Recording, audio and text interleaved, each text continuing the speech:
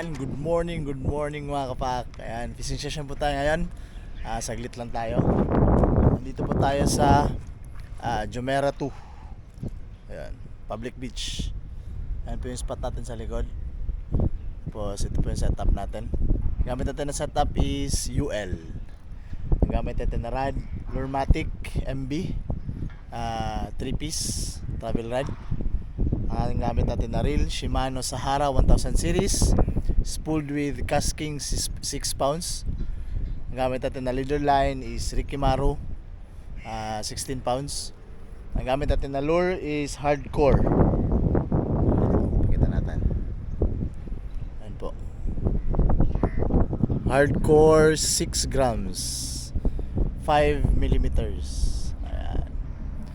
So yun, tara mga kapak, fishing tayo.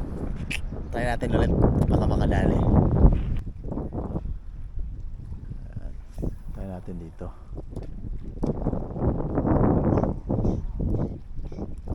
Baka may nagtatago dito mga kapak.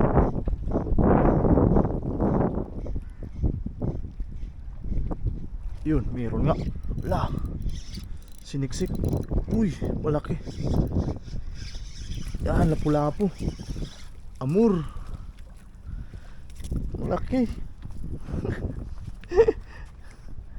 Meron nga mga kapaak. Yan o. Yan, laking amur. Yan o. Dali, ulam ka ngayon. Ayos mga kapaak.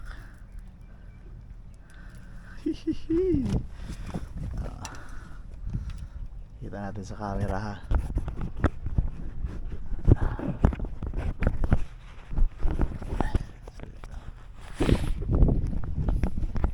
Ayan mga kapak.